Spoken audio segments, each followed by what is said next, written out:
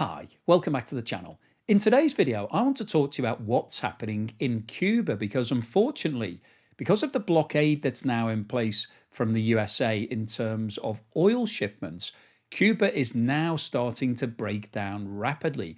We are seeing the infrastructure really struggling. And if you've been following the channel, you'll know that Cuba has built its electricity system to be dependent upon oil. The reason that it did that was because back in the 1950s and 60s, when those power stations were built, Cuba had a very strong relationship with the Soviet Union or Russia, and so was being given tons of oil literally for free in exchange for certain other things like cigars and medical services. And so it was happily producing electricity using massive amounts of oil. But obviously, the relationship with the Soviet Union has broken down since the Soviet Union disbanded. And Russia is no longer providing anywhere near the volume of oil. In fact, it's only providing a fraction of oil to Cuba. So, over the past 20 years or so, Cuba has been entirely dependent on Venezuela. But because of Donald Trump's intervention in Venezuela, the removal of Nicolas Maduro, and the fact that the US is now controlling Venezuelan oil, no oil is moving from Venezuela to Cuba. Mexico was providing some oil, not enough to keep the lights on, but something. But the USA has told Mexico that if it continues with those supplies, then Mexico will be hit with more tariffs. So Mexico has stopped its supplies in order to protect its own economy. And what we're seeing in Cuba now is a complete breakdown of all of the infrastructure. And in today's video, I want to provide you with an update as to what's happening because they're now running out of jet fuel, which means that jets are now cancelling. So airlines are starting to cancel their flights in and out of Cuba. And that's going to be a major problem because tourism remains one of the most important parts of the economy. And it's also vital for providing foreign exchange currency, which Cuba can then use to actually buy some oil. But we're also seeing things like buses being cancelled. And the Cuban government have now announced austerity measures. So they're rationing the amount of fuel that's available. And they're also bringing down the number of working days. So, in today's video, we'll go through a few different news articles because I think it's interesting to see some footage of Cuba and actually hear what's going on the ground. And then finally, I'll wrap up with my summary as to what I think is likely to happen in the country over the course of the next few weeks and months. The streets of Havana were unusually quiet Saturday morning, a day after Cuba's government announced fuel rationing measures across the island. The government announced the new measures after the United States stepped up pressure on the island's energy supply. U.S. President Donald Trump threatened to slap tariffs on U.S.-bound products from any country exporting fuel to Cuba, and suggested hard times ahead for Cubans already suffering severe shortages of food, fuel, and medicine. At the same time, Washington says it is increasing humanitarian aid. U.S. officials announced an additional $6 million in assistance, bringing total aid since last year's Hurricane Melissa to $9 million, even as efforts continue to block fuel shipments to Cuba. So, a slightly contradictory message there from the USA. It's providing humanitarian aid, sending money to the island to help everybody survive through the crisis. But the main reason why the crisis is happening is because the USA is preventing any fuel from actually getting into the country. So, slightly mixed messages.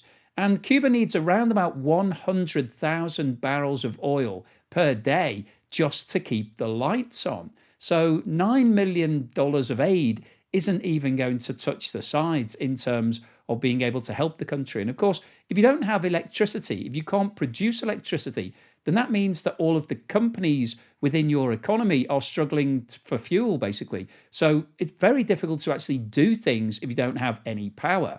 Now, some of those companies do have their own generators, but they've got the problem then of being able to source fuel to put into those generators. And that's one of the issues now. Because no fuel is being landed into Cuba, everybody is running out. And we are seeing this country rapidly going backwards in terms of technology and civilization. Now, just before we go on any further today, could I ask anybody that hasn't subscribed yet to please hit that subscriber button? It really helps me with the algorithm, also puts a smile on my face. And also wanted to remind you that I'm currently running my competition whereby you can win my property located close to one of the best beaches in the UK or a cash alternative prize. If you'd like to get involved in that, please scan the QR code on the screen now or click the link in the description below. The Trump administration has cut off oil flows that once came through Venezuela and is warning countries like Mexico they could face tariffs if they keep shipping fuel to the island.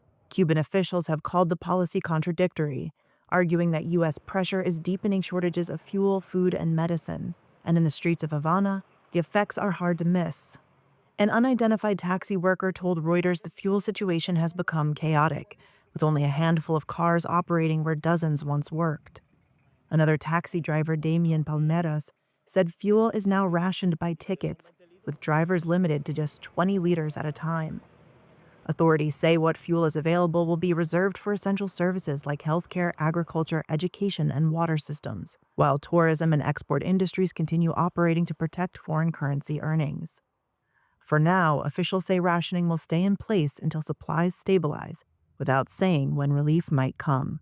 Well, of course, the authorities can't actually say when relief is going to come because, as it stands at the moment, no fuel is making it into Cuba. And so the country will actually run dry at some point. It does produce some oil itself, around about 10,000 barrels per day. But as I said earlier, it needs around 100,000 just for the electricity system. So the government is now basically taking all of the fuel that is available and keeping it for national security purposes. So it's prioritizing hospitals and education and things like that. But that won't go on forever. It will run out at some point. So we will see a complete breakdown of society in Cuba because at the moment you can get 20 liters of fuel, but that will be cut to 10 and 5. And then ultimately there will be no fuel in any of the pumps. So commercially, you won't be able to do anything. Air Canada said on Monday that it's suspending flights to Cuba after the island cautioned that it is running out of jet fuel. The warning comes as the U.S. tightens its grip on the communist-run nation's oil supply. Canada's largest carrier said in a statement that jet fuel is not projected to be commercially available at airports as of Tuesday. The shortfall is set to last from February 10th through March 11th, according to a notice to air missions published late on Sunday. The Cuban Aviation Corporation published a short statement on Monday morning, just hours after the notice was issued, but made no mention of the fuel shortage or flight cancellations. Well, I'm not sure how they can say that the fuel shortage is only going to last from February the 10th to March the 11th, because where's that additional fuel going to come from in March? I guess the authorities are saying it's just for a month, hoping that some sort of resolution will be agreed and that the US will start allowing fuel deliveries into Cuba. But realistically, I don't think that is going to happen. And in terms of what Donald Trump is trying to achieve, there hasn't actually been anything set out in terms of there's nothing that Cuba can do to actually solve this situation itself. Donald Trump is saying that he doesn't want any countries sending any oil into Cuba. And if they do, then they'll be hit with tariffs. But this isn't a negotiation with Cuba. They're not trying to get Cuba to agree to something. We are just going to see a breakdown of society. And the Air Canada announcement, I think, is really important because Canadian tourists make up around 40% of all tourists in Cuba. They are the biggest single destination. So the fact that one of the main carriers from Canada has now stopped its flights, and it's actually announced that it's going to be removing around 3,000 Canadian citizens as part of a sort of the close down of its services. This is an absolute disaster because that's going to send a message across Canada that Cuba isn't a safe place to go to, because what you don't want to do is go there and be stranded because there's no jet fuel on the island. So this is really bad news because the biggest single source of tourism is now being closed down. Fuel shortfalls are not new to Cuba, which has long struggled with supply issues, and many airlines already have plans in place to deal with them. Similar crises have prompted many carriers to refuel in nearby third countries, including Panama, the Bahamas, the Dominican Republic, and the U.S. Cuba has historically relied on Venezuela to provide much of its jet fuel. The Caribbean island nation has not received any crude or refined products from its top ally since mid-December, when the U.S. moved to block the South American nation's exports. U.S. President Donald Trump has since vowed Cuba would receive no more oil from Venezuela and has threatened to slap tariffs on any nation sending fuel to Cuba, effectively cutting off the island's supply. So, as you've just heard, Cuba has had historic problems with regards to jet fuel supplies, and airlines have a contingency plan that they can go somewhere else relatively close and refuel. However, that is a short term measure because Cuba has often run short of cash or the deliveries haven't been made in time. So, these were issues that arose for maybe a few days or maybe a week at a most.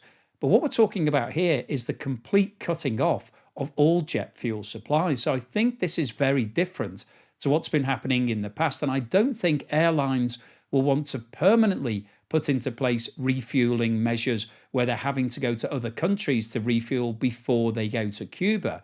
Because if you have a problem once the plane is in Cuba, then how are you going to get it out if there's no jet fuel there? So I don't think this is the same as historic problems that have been going on in Cuba. This is total shutdown of supplies. And that's one of the reasons why Air Canada and a couple of other airlines have announced that they're now stopping flights into Cuba. And I think over the course of the next few days and weeks, we will probably see more airlines announcing that they're also canceling their flights to Cuba.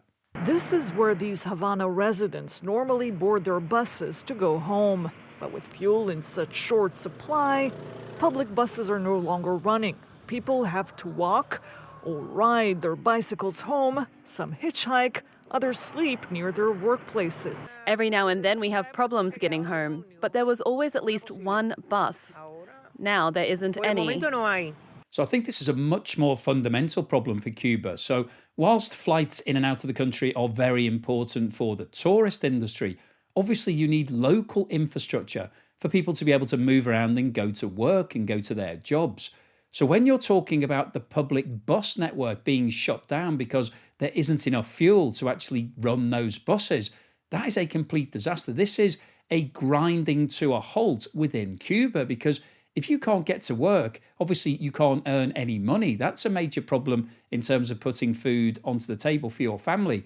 And also on the flip side of that, if the employers don't have people actually turning up to do the work, then they're not going to be able to produce what they need to produce. They're not going to earn any money as an employer. And so they may have to shut down. So this is really hurting the Cuban economy right at the heart because if you've got no infrastructure, if people can't move about because they can't get fuel for their own vehicles and there are no public transport running, then what are you going to do? You basically have to go back to the good old days of having to walk or maybe ride a horse to go to work. The Cuban government has announced new austerity measures, urging people to travel less and reducing the work week to 4 days in state-owned companies. The fuel available in the country is guaranteed in order to ensure the protection of essential services to the population and fundamental economic activities. Residents now wonder what their future holds if the U.S. continues to tighten the noose around Cuba. Sacrifice? More sacrifice, really? Of what? There is nothing else to sacrifice. What the government wants to preserve is anything that could bring in foreign currency, like the export of cigars. But major tourist sites are starting to shut down. So some major issues raised there. So we've now got austerity measures in place, and the government is basically telling people not to travel unless they have to. Well, obviously, if you're going to work, you have to, but if you can't get there, then you might not be able to do it anyway. And they're now reducing the official working week for state-owned businesses to 4 days. So that's an acknowledgement that they don't have enough fuel to run for 5 days for state-owned enterprises. And the people in Cuba are being told to brace themselves for more hardship. And as you just heard there, I think the people in Cuba are saying, well, how much hardship can we sustain? We're already right at the breadline. We're at the bottom of existence. Where else do we go from here? And I think the problem that we've got in Cuba, or the problems that will start arising now, are going to accelerate because if you're now cutting off the tourist industry, which it's going to die because once you read in the press that airlines are cancelling flights in and out of Cuba, you're very unlikely to think, I'll take a trip to Cuba. And also, as you heard at the end of that article, Some of the tourist locations are closing down, so hotels don't have enough power. So we're starting to see the tourist industry imploding. And that's really important to Cuba in terms of bringing in wealth and money and foreign currency. So now that that's stopping, and also we don't have any fuel to keep the country, firstly, in electricity, and then secondly, to keep the businesses open, you're going to see a complete breakdown because nobody can do anything. And if you can't do anything, you can't earn any money. How are you then going to actually buy some food? So we're seeing a major humanitarian crisis emerging before our eyes here in Cuba. And when you look at the reason why this is happening, obviously there's been long-standing problems in Cuba since the embargoes placed against Cuba back in the 1950s from the USA. The country has always struggled in terms of its switch towards communism. But those struggles have really been heightened over the past 10 to 15 years as it started to not receive enough fuel. Venezuela was generous in terms of giving some fuel, but not quite enough. We've also seen all of the infrastructure in Cuba getting very old and decrepit, and it hasn't been well looked after. So the country is not in good shape as it stands right now. But the fact that it can't get any fuel to actually put the electricity back on and to get businesses working, to get people to their workplaces, means that we're going to see a complete breakdown in the economy in Cuba in a short space of time. And I think this could be a really interesting situation because usually when we're talking about humanitarian crises, we're talking about maybe a weather event. So it might be a drought or a flood, or it could be an earthquake, or it could be war. So lots of things that are completely outside of everybody's control. Well, war is a sort of different topic. But what we're talking about here is because of the cutting off of all of the fuel to Cuba, Cuba is now imploding. You can't exist without any power or any fuel, and Cuba doesn't have enough of its own resources to be able to fuel itself. So it's dependent on imports. It's an island, and those imports have been coming from friendly nations in the past. But unfortunately, the most friendly nation, Venezuela, has now had its supplies cut off by the USA. So it's no longer giving all of that fuel to Cuba. And I think we're going to see a major humanitarian crisis within the next few weeks, definitely within the next few months in Cuba. And I'm not sure what the resolution to this is because it needs somebody to step in. The most likely option is obviously the USA. Donald Trump could authorize something to happen. Maybe it's similar to what happened in Venezuela, where the current leaders are removed and a new regime is put in place in Cuba in the same way as we've sort of seen in Venezuela. It hasn't really bottomed out yet. And obviously the situation is similar to Venezuela in terms of the communist ideology, but it's different in terms of there's long-standing problems within Cuba. So it doesn't have the rich oil supplies that Venezuela has, which I think is one of the attractions for the USA getting involved, is that it now has access to all of that fuel. In Cuba, there isn't really much there. You've obviously got some sugarcane, there is a little bit of fuel, but really from a resource point of view, it's nowhere near as attractive. So I'm not sure that the USA is that keen to go in and take control of Cuba, but if it doesn't, and if it continues to put this blockade in place, which prevents fuel from going to the country, then we're just going to see the whole country breaking down. And I think people will be trying to flee the country right now because if you look at what's likely to happen over the next few weeks and months, we'll be looking at potential starvation, and it needs to start being given a lot of help in a short space of time. So I wanted to make this video really just to bring you up to speed as to what's happening in Cuba, talk about the fact that we've now got these austerity measures. Airlines are now cancelling their flights. There is a complete loss of fuel supply, and without that, the country can't really operate, and something disastrous is going to happen in Cuba within a short space of time, possibly within the next few weeks. So I'll keep you posted as soon as there's any major news. I think Donald Trump is going to have to make a decision as to what happens with Cuba, because if it just stays as it is at the moment, people are going to start dying in Cuba. There's no doubt about it, because you can't exist if nothing can function in your country. So it will be really fascinating to see what happens. So hopefully you've enjoyed today's video, you found it useful, informative, and thought-provoking. If you have liked what I've said, then please give me a thumbs up. Please subscribe to the channel if you haven't done so already. Don't forget, I'm currently running my competition, whereby you can win my property located close to one of the best beaches in the UK, or a cash alternative prize if you don't want that property. So if you'd like to get involved in that, it's another way of supporting the channel. Please scan the QR code on the screen now with your phone or click the link in the description below. Thank you so much to everyone that supported me in other ways. If you bought me a coffee or sent me YouTube super thanks, really appreciate that generosity. Thank you so much. And if you've signed up as a patron or a YouTube member, really appreciate that long-term support. Really helps to keep me motivated. Thank you for that. And here's something to put a smile on your face.